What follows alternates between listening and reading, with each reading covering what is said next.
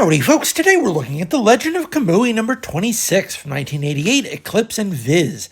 This was the state-of-the-art for manga publishing in the United States for its first decade and a half.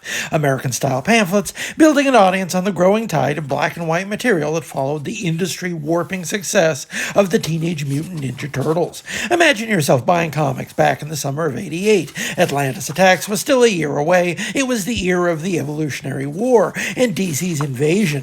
Kamui remains a groundbreaking and influential work, one of the most important manga of its era in so many ways, and its English language premiere slipped onto our market besides the early run of Todd McFarlane on Amazing Spider-Man and Jim Lee's Alpha Flight. If you followed this channel for any amount of time, you've heard me on the subject before. I'm quite fond of the American pamphlet format as adapted to manga imports. Everything's flipped, of course, which isn't ideal, and was loathed by the artists themselves for good reason.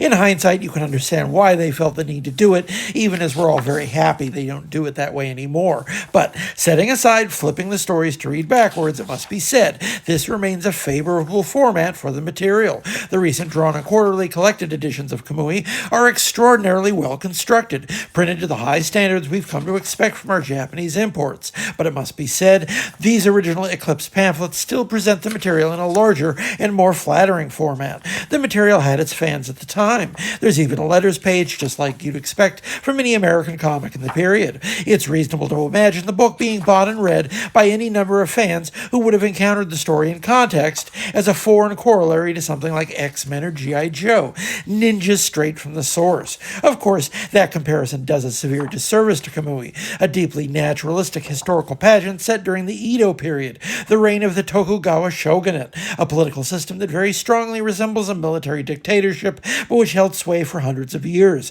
Kamui is the story of that era and life under that oppressive regime.